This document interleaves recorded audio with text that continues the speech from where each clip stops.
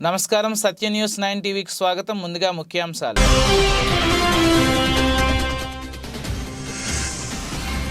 ఏడు నెలల గరిష్టానికి కరోనా కేసులు. కొత్తగా 756 మందికి పాజిటివ్.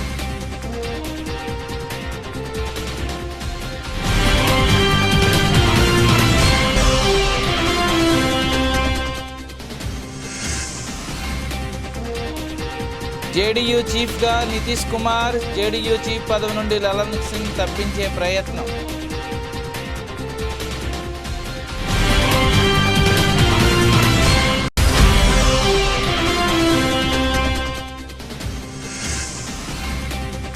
కంగారులను ఉతికేసిన అమ్మాయిలు. ఆస్ట్రేలియాపై రికార్డు స్కోరు కొట్టిన టీమిండియా.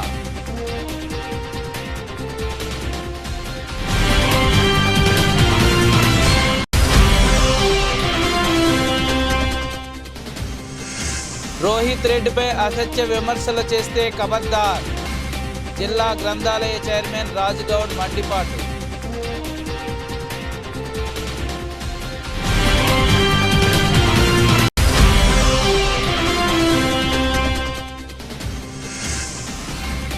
కొసికి మండలం వందగల్లులో హైటెన్షన్. గ్రామస్తులు మూకమడగా స్కూలుపై దాడి.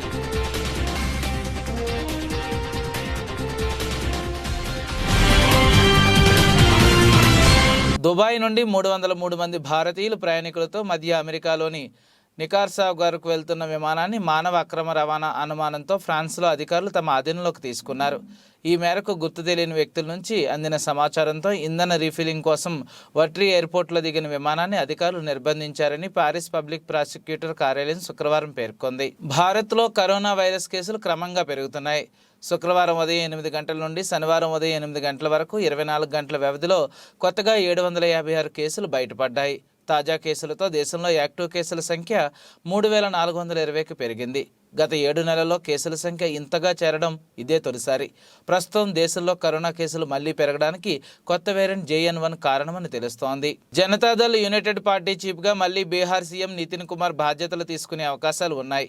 ప్రస్తుతం జేడీయూ చీఫ్గా రాజీవ్ రంజన్ సింగ్ అలియాస్ లలన్ సింగ్ ఉన్నారు. అయితే ఆయన్ను ఆ పదవి నుండి తప్పించేందుకు నితిన్ యోచిస్తున్నట్లు తెలుస్తోంది.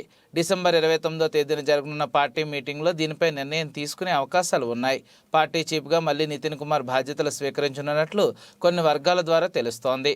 ఆందోళ్ ముక్కోటి ఏకాదశి పర్వదినాన్ని పురస్కరించుకుని శనివారం ఉదయం వైద్య ఆరోగ్య శాఖ సైన్స్ టెక్నాలజీ మంత్రి దామోదర్ రాజనరసింహ సంగారెడ్డి పట్టణంలో వైకుంఠపురంలోని శ్రీమన్నారాయణను దర్శించుకుని స్వామివారి పల్లకీ సేవలో కుటుంబ సమేతంగా పాల్గొన్నారు. అనంతరం అక్కడి నుండి ఆందోళనలోని శ్రీరంగనాథ దేవాలయంలో రంగనాథ స్వామికి ప్రత్యేక పూజలు నిర్వహించి తీర్థ ప్రసాదాలు స్వీకరించారు. అనంతరం కాంగ్రెస్ పార్టీ సీనియర్ నాయకులు పటోల ప్రవీణ్ కుమార్ జన్మదినోత్సవ సందర్భంగా కేక్ కట్ చేసి శుభాకాంక్షలు తెలియజేశారు.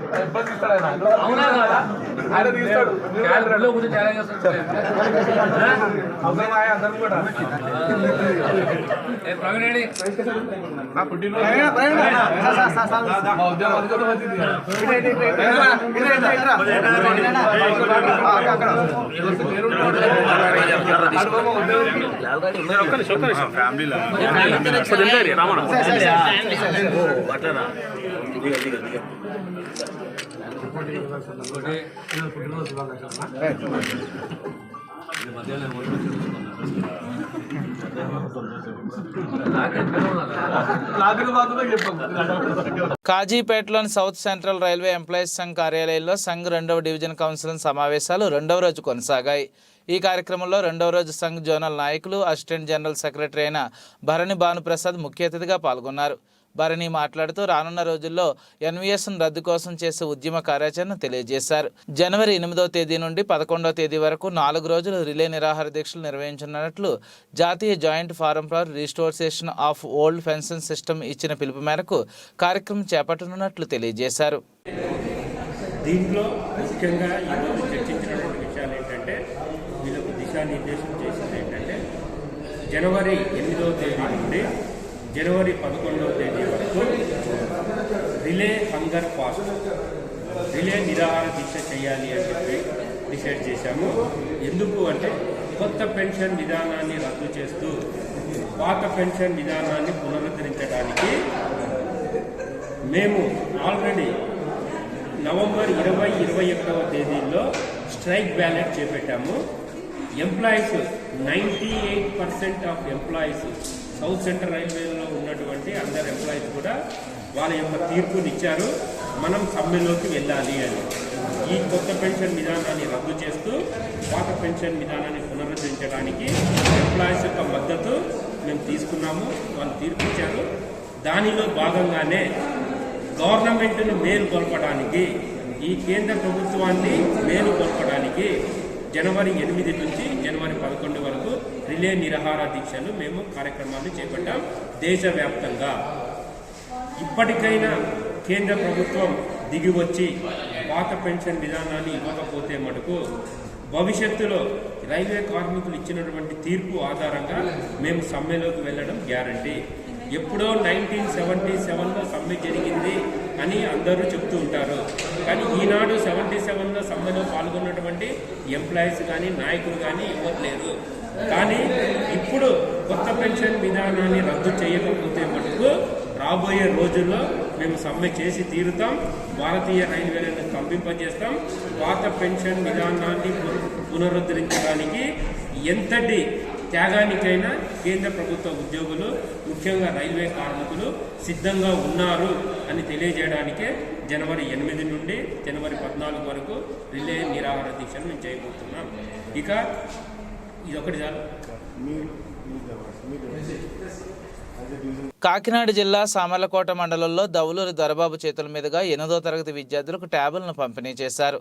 ఈ సందర్భంగా ఆయన మాట్లాడుతూ పోటీ ప్రపంచంలో విద్యార్థులు రాణించాలని ప్రభుత్వ పాఠశాలల్లో ఇంగ్లీష్ మీడియం ప్రవేశపెట్టడమే కాకుండా సుమారు 32,000 విలువగల ట్యాబులను విద్యార్థులకు అందజేస్తూ ముఖ్యమంత్రి జగన్ విద్యకు అధిక ప్రాధాన్యత ఇవ్వడం జరిగిందని రాష్ట్ర housing corporation chairman Dauluri Dorababu పేర్కొన్నారు. శుక్రవారం సామర్లకోట మండల పరిధిలో 8వ తరగతి విద్యార్థులకు ట్యాబులను అందజేసే కార్యక్రమాన్ని సామర్లకోట జిల్లా పరిషత్ పాఠశాల ఆవరణలో ప్రధానోపాధ్యాయురాలు యు మీనామాధురి అధ్యక్షతన నిర్వహించారు. ఈ కార్యక్రమానికి ముఖ్య అతిథిగా హౌసింగ్ చైర్మన్ దొరబాబు హాజరై ప్రసంగించారు.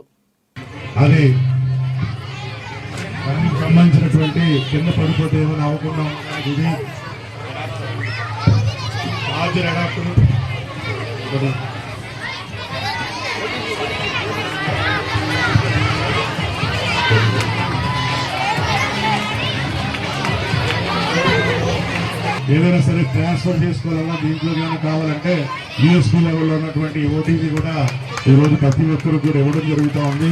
మీ అందరికీ మరొకసారి పిల్లలందరూ కూడా దీన్ని మంచిగా వాడుకుని మళ్ళా మనం మంచిగా వాడుకుని ఇంత వలన ఉపయోగపడాలని మీ అందరూ కూడా మరొకసారి తెలియజేసుకుంటూ సెలవు తీసుకుంటాం. రేపటి నుండి కాకినాడ రూరల్ నియోజకవర్గంలో మనమంతా కలవాలి, చంద్రన్నకు అండగా నిలవాలనే కార్యక్రమం ప్రారంభం. పార్టీ ఆదేశాలకు అనుగుణంగా పనిచేస్తాం. కాకినాడ రూరల్ టికెట్ మాకు ఇస్తే పోటీ చేస్తాం.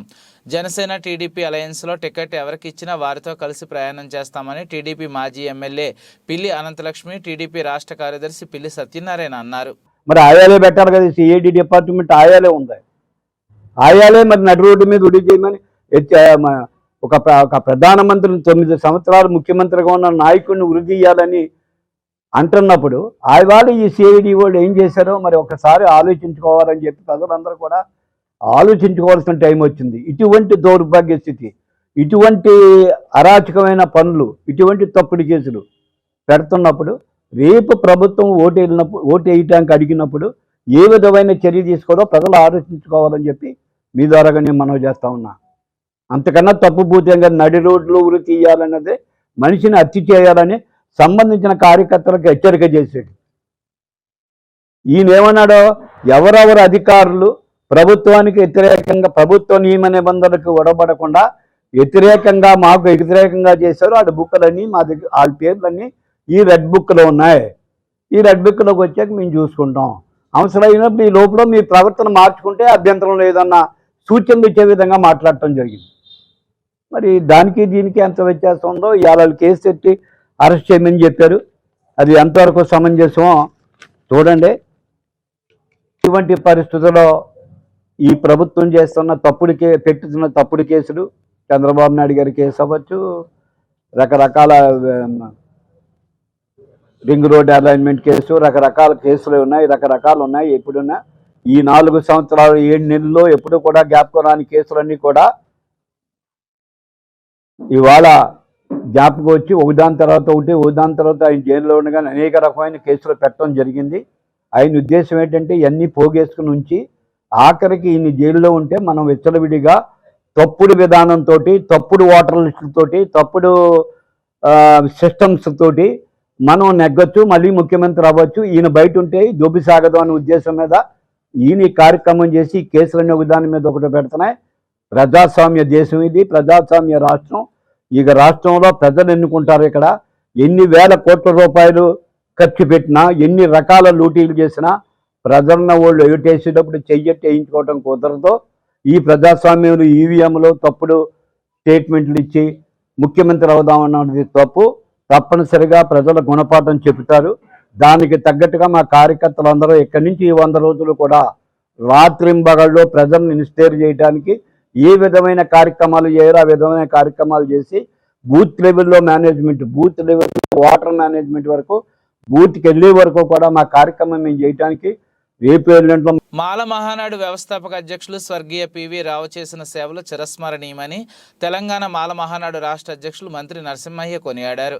తెలంగాణ చౌరస్తాలో ఏర్పాటు చేసిన పివి రావు వర్ధంతి కార్యక్రమానికి ముఖ్య అతిథిగా హాజరై ఆ మహనీయుని చిత్రపటానికి పూలమాలలు వేసి ఘనంగా నివాళులర్పించారు. ఈ సందర్భంగా రాష్ట్ర అధ్యక్షులు మంత్రి నరసింహయ్య ముఖ్య నాయకులు కలిసి మాట్లాడారు. పూలమాలలు వేసి జ్యోతి ప్రజ్వలన చేసి ఘనంగా నివాళులర్పించడం జరిగింది. స్వర్గీయ పివి రావు గారు మాలమౌనాన్ని స్థాపించి ఎస్సీ వర్గీకరణ వ్యతిరేక పోరాటం చేసి దళితుల ఐక్యత కోసం కృషి చేసినటువంటి గొప్ప నాయకుడు స్వర్గీయ పివి రావు గారు. ఆనాడు చంద్రబాబు నాయుడు ఎస్సీ వర్గీకరణ చేసి దళితులను విచ్ఛిన్నం చేయాలని ఓటు బ్యాంకు రాజకీయాలు చేస్తే సుప్రీంకోర్టు ద్వారా ఇది ఎస్సీ వర్గీకరణ చెల్లదు, ఇది రాజ్యాంగ విరుద్ధం, ఇది ఎస్సీ వర్గీకరణ సాధ్యం కాదని తేల్చి చెప్పినటువంటి గొప్ప నాయకుడు స్వర్గీయ పివి రావు గారు. ఆయన అంబేద్కర్ ఆలోచన విధానంతో, అంబేద్కర్ ఆశయాలను సాధించాలనే లక్ష్యంతోన తన ఉద్యోగాన్ని సైతం త్యాగం చేసి మాలమానాలు స్థాపించి ఎస్సీ ఎస్టీ బీసీ మైనార్టీలను ఏకం చేసి ఈ దేశంలో బహుజన రాజ్యం రావాలి, బహుజనులకు కూడా రాజ్యాధికారం రావాలని ఒక లక్ష్యంతోన ఎస్సీ వర్గీకరణకు వ్యతిరేకంగా ఎస్సీ ఎస్టీలు కలిసింటే బీసీలను కలుపుకపోయి రాజ్యాధికారం సాధించవచ్చు అనే ఒక లక్ష్యంతోన పనిచేసినటువంటి మహానుభావుడు స్వర్గీయ పివి రావు గారు. ఆయన తుది శ్వాస ఇచ్చే వరకు కూడా తన ప్రాణాలను త్యాగం చేసి ఒక ఐఏఎస్ ఉద్యోగాన్ని త్యాగం చేసి తన కుటుంబాన్ని త్యాగం చేసి, ఆ రోజు డాక్టర్ బాబాసాహెబ్ అంబేద్కర్ గారు కూడా తన కుటుంబాన్ని ఏ విధంగా త్యాగం చేశారో ఈయన కూడా తన కుటుంబాన్ని త్యాగం చేసి, తన ఉద్యోగాన్ని త్యాగం చేసి, తన తుది శ్వాస వరకు కూడా తన ప్రాణాలను సైతం లెక్క చేయకుండా ప్రాణాలు ఇడిచే వరకు కూడా ఎస్సీ వర్గీకరణకు వ్యతిరేకంగా పోరాటం చేసి దళితుల ఐక్యత కోసం ఉద్యమించినటువంటి మహా ఉద్యమ నేత. ఆయన ఆశయాలను తెలంగాణ మాలమానాడు తూచ తప్పకుండా పాటిస్తూ ఆయన చేసిన సేవలు చిరస్మరణీయమని ఈ సందర్భంగా మేము తెలియజేస్తాం. ఖచ్చితంగా పివి రావు గారి ఆలోచన విధానంతో అంబేద్కర్ గారి ఆశయ సాధన కోసం నిరంతరం తెలంగాణ మాలమానాడు పనిచేస్తుందని ఈ సందర్భంగా తెలియజేస్తూ ఆ మహనీయుల అడుగుజాడల్లో ఖచ్చితంగా ప్రతి ఒక్కరు కూడా ముందుకు నడవాలని ఈ సందర్భంగా పిలుపునిస్తా ఉన్నాం. జై భీమ్, జై మాల, జై తెలంగాణ. తాండూరు మాజీ ఎమ్మెల్యే రోహిత్ రెడ్డిని విమర్శించే స్థాయి కాంగ్రెస్ నాయకులకు లేదని, రోహిత్ రెడ్డిపై అసత్య విమర్శలు చేస్తే ఖబర్దారని జిల్లా గ్రంథాలయ చైర్మన్ రాజ్గౌడ్ అన్నారు. శుక్రవారం తాండూరు పట్టణంలోని ఎమ్మెల్యే నివాసంలో జిల్లా గ్రంథాలయ సంస్థ chairman Rajgoud, market committee chairperson వీణ, మున్సిపల్ వైస్ చైర్పర్సన్ దీప, నాయకులు నరసింహులు, శ్రీనివాసచారి, వెంకటరెడ్డి, రవీందర్ రెడ్డి, ఫ్లోర్ లీడర్ శోభారాణి తదితరులు మీడియాతో మాట్లాడుతూ కాంగ్రెస్ నేతలు చేసిన విమర్శలను ఖండించారు. అది విడిచిపెట్టి మీరు కాంగ్రెస్ పార్టీలో గెలిచింది. కాంగ్రెస్ మిగతా ఇప్పటికీ ఈ ప్రాంతంలో కాంగ్రెస్ పార్టీకి నాయకుడే లేడు. మీరు బయట నుంచి తెచ్చుకున్న నాయకుడిని మీరు ఈరోజు ఎమ్మెల్యే గెలిపించుకున్నారు. ఆ బయట నుంచి ఎక్కడికి తెచ్చిండు? మా బీఆర్ఎస్ పార్టీ నుంచి వచ్చిన నాయకుడే కదా. అది మీరు గమనిస్తలేరా? మరి మీ తాండూరు ప్రాంతంలో నాయకుడే లేడా కాంగ్రెస్ పార్టీకి? మాకు తాండూరు ప్రాంతంలో రోహిత్ రెడ్డి గారికి ప్రతి ఒక్క వర్గం నుంచి ఓట్లు పడ్డాయి. ఆయన 79,000 ఓట్లు పడ్డాయి. అందరూ ఆదరించారు. కానీ కొంతమంది నాయకులు పని కట్టుకొని కొన్ని దుష్ప్రచారాలు చేసి ఓడిపోవడం జరిగింది. కానీ ప్రజలు మాత్రం రోహిత్ రెడ్డి గారిని ఓడించలేదు. ఆయన డెవలప్మెంట్ చేసిందని చెప్పి ప్రజల్లో కూడా ఉంది. ఈ ప్రజలు కూడా ఇప్పటికీ నమ్ముతున్నారు అతన్ని. కానీ ఈ నాయకులు ఈరోజు నిన్న స్టేజ్ మీద కూర్చొని మాట్లాడే నాయకులు ఉన్నారు చూసావా, ఆ రోజు రోహిత్ రెడ్డి గారితో పనులు తీసుకున్న వాళ్ళు ఉన్నారు. ఈరోజు మురళీగౌడ్ మాట్లాడుతున్నారు. మురళీగౌడ్కి గ్రంథాలయ చైర్మన్ భిక్ష పెట్టింది ఎవరు? రోహిత్ రెడ్డి గారు కాదా? లేకపోతే నీకు గ్రంథాలయ చైర్మన్ వచ్చేదా? ఈరోజు మాజీ గ్రంథాలయ చైర్మన్ రాసుకుంటున్నావు నువ్వు. కబడ్డారు నాయకులు. ఈరోజు తాండూరులో అభివృద్ధి కనబడతలేదు. అవి కళ్ళున్న కబోతులు. ఈరోజు రోహిత్ రెడ్డి గారు ఎంత కష్టపడి ఈరోజు ఫ్లైఓవర్కు పాత ఫ్లైఓవర్ శాంక్షన్ చేయించడం జరిగింది. మార్కెట్ యార్డ్కి 30 ఎకరాలు తీసుకురావడం జరిగింది. దానికి ఫండ్స్ 10 కోట్ల రూపాయల ఫండ్స్ కూడా టెండర్ కూడా అయిపోయింది ఉన్నది. ఇండస్ట్రియల్ పార్క్ కూడా టెండర్ కూడా అయిపోయింది ఉన్నది. ఇన్ని కోట్ల వర్క్ అది కనబడతలేదా మీకు? మరి 40 ఏళ్ళ నుంచి వాస్తవంగా మరి ఇండస్ట్రియల్ పార్క్ తీసుకొస్తామని. కర్నూలు జిల్లా కొసిగి మండలం వందగల్లులో హైటెన్షన్ వాతావరణం నెలకొంది. ఆ గ్రామస్తులు మూకుమ్మడిగా స్కూల్పై దాడికి ప్రయత్నించారు. సమాచారం తెలుసుకున్న పోలీసులు సంఘటనా స్థలానికి చేరుకుని అదుపు చేసేందుకు ప్రయత్నించారు.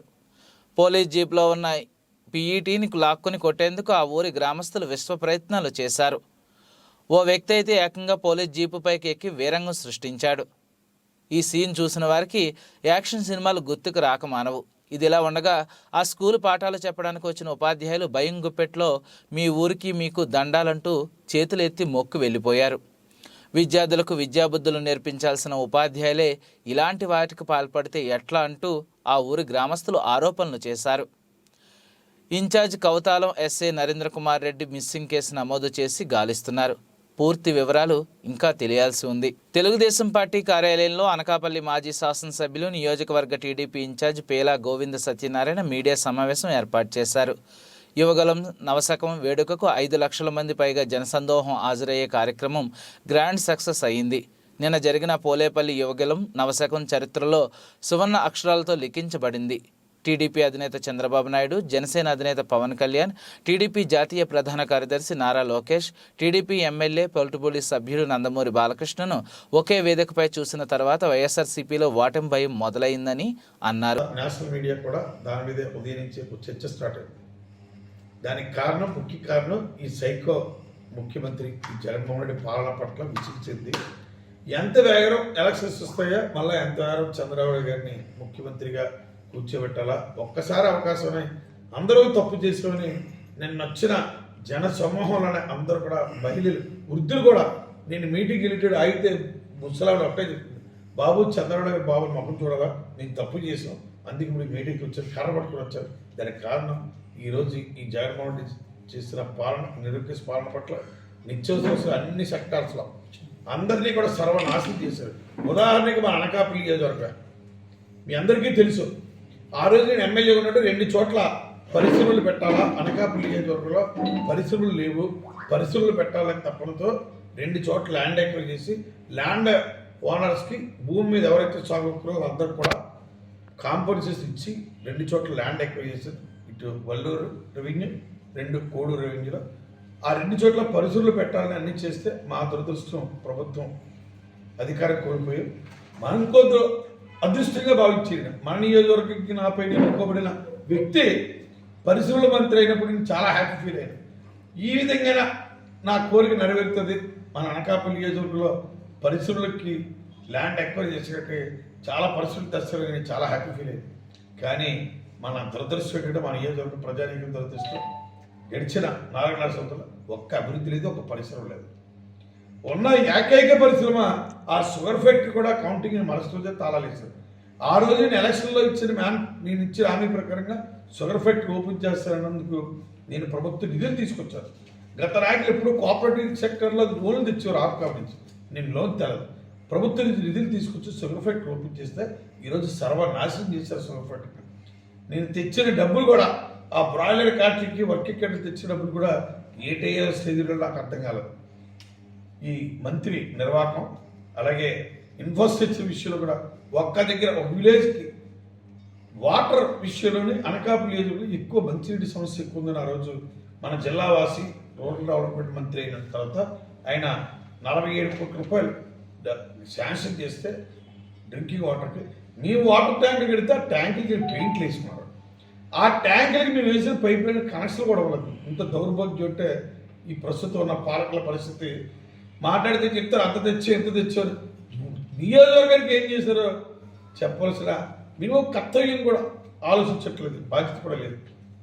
ఏదో జనాల దండుకోవడానికి దోచుకోవడానికి ఎలా హెరాస్మెంట్ చేయాలో ఇలా ఆలోచనలు తప్ప ఒక్కరోజు కూడా ఈ రోజుకి స్థానిక శాసనసభ్యులు కానీ స్థానిక పార్లమెంట్ సభ్యులు కానీ ఆల్ డిపార్ట్మెంట్స్ ప్రెస్ ముందు పెట్టి ఒక్కరోజు కూడా రివ్యూ చేశారు. పాపం పోవాలి. మా పార్లమెంట్ సభ్యులు ఎప్పుడు ఎంతసేపు పార్లమెంట్లో సక్సెస్ అంటారు. ఏంటో నాకు అర్థం కావట్లేదు. మా మంత్రి గారు చూస్తే ఎంతసేపు ఎవరిని ఎలా మోసం చేయాలి, ఎవరిని ఎలా డబ్బులు దొరుకుతారో ఆయన చూసుకుంటారు. మా నియోజకవర్గం సర్వనాశనం అయిపోయింది. ఈరోజు రాష్ట్రమే కదా అనకాపల్లి నియోజకవర్గం మరీ వరాతపరంగా నాశనం చేశారు. ఈ ల్యాండ్ పూలింగ్ అన్న కొత్త జీడి తోటలో కాకినాడ జిల్లా పిఠాపురం శ్రీ పద్మావతి సమేత శ్రీ వెంకటేశ్వర స్వామి వారి ఆలయంలో ముక్కోటి ఏకాదశి సందర్భంగా మూలమూర్తి అర్ధరాత్రి 1 గంట నుండి విశేష అభిషేకాలు అర్చకులు నిర్వహించారు. అనంతరం కళ్యాణమూర్తులను సర్వాంగ సుందరంగా అలంకరించి ప్రత్యేక పూజలు నిర్వహించారు. తేటా ప్రసాద్ అనే భక్తుడు ఇచ్చిన నూతన గరుడ వాహనంపై ఉత్సవమూర్తులను కొలువుదీర్చి ఆలయ ప్రాకారంలో తిరువీధి ఉత్సవం మంగళ వాయిద్యాలు గోవింద నామస్మరణ నడుమ నిర్వహించారు. అనంతరం అశేష భక్తజనం స్వామి అమ్మవార్లను దర్శించుకుని ఉత్తర ద్వారం ద్వారా బయటకు వచ్చారు. ఈ కార్యక్రమంలో ఆలయ అర్చకులు రామకృష్ణాచార్యులు, నరసింహాచార్యులు, కిరణ్ అయ్యనర్ తదితరులు ఉన్నారు.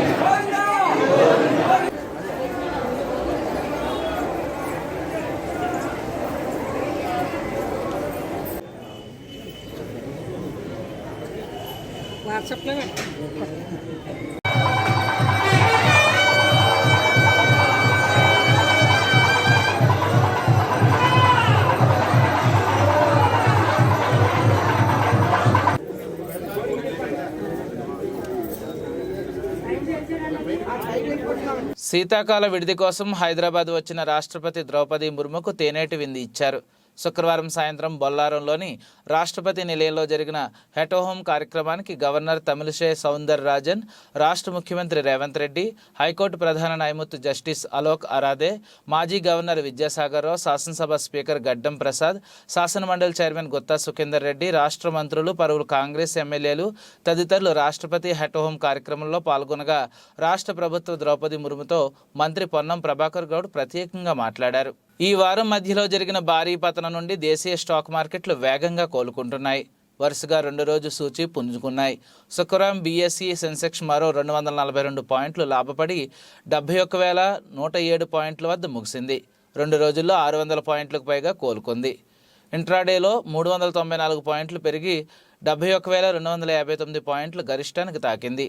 ఎన్ఎస్ఈ నిఫ్టీ 21,390 పాయింట్లకు పెరిగి అనంతరం చివరకు 94 పాయింట్ల లాభంతో 21,349 పాయింట్ల వద్ద క్లోజ్ అయింది. సొంత గడ్డపై ఇంగ్లాండ్ను చిత్తుగా ఓడించిన టీమిండియా ఇప్పుడు ఆస్ట్రేలియాను హడలెత్తిస్తోంది. బొంబాయిలోని వాకెండాలో కంగారుతో జరుగుతున్న ఏకైక టెస్టులో హర్మన్ ప్రీత్ కౌర్ సేన పటిష్ట స్థితిలో నిలిచింది. ఓవర్నైట్ స్కోర్ 376తో ఇన్నింగ్ ఆరంభించి భారత్ 3వ రోజు తొలి సెషన్లో ఆలౌట్ అయింది. మ్యాచ్ మొదలైన కాసేపటికే డేంజరప్ పూజా వక్తాసర్ను సదర్లాండ్ వెనక్కి నడిపింది. ఆ తర్వాత కిమ్ గార్డ్ సూపర్ బంతిలో దీప్తి శర్మను బౌల్ చేసింది. రేణుకా సింగ్ చివరకు వికెట్ వెనుదిరగడంతో 406 పరుగుల వద్ద భారత్ ఇన్నింగ్స్ ముగిసింది. ఆసీస్ బౌలర్లో గార్డినర్ 4, కిమ్ గార్డ్, సదర్లాండ్ 2 వికెట్లు పడగొట్టారు. బులెటిన్ ముగించే ముందు ముఖ్యాంశాలు మరోసారి.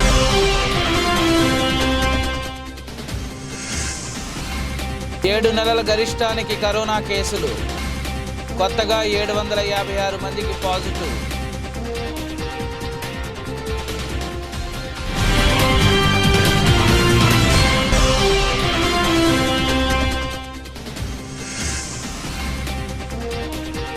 జేడీయూ చీఫ్గా నితీష్ కుమార్, జేడీయూ చీఫ్ పదవి నుండి లలన్ సింగ్ తప్పించే ప్రయత్నం.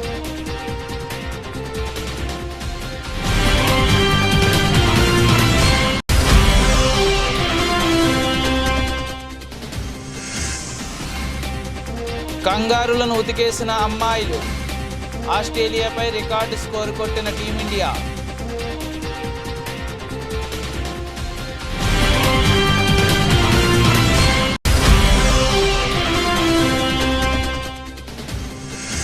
రోహిత్ రెడ్డిపై అసత్య విమర్శలు చేస్తే ఖబర్దార్, జిల్లా గ్రంథాలయ చైర్మన్ రాజుగౌడ్ మండిపాటు.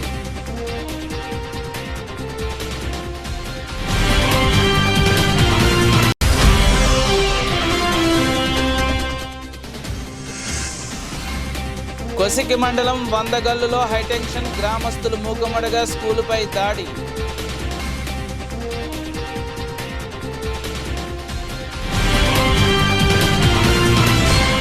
ఈ బులెటిన్ ఇంతటితో సమాప్తం. తిరిగి మరిన్ని వార్తా విశేషాల కోసం చూస్తూనే ఉండండి.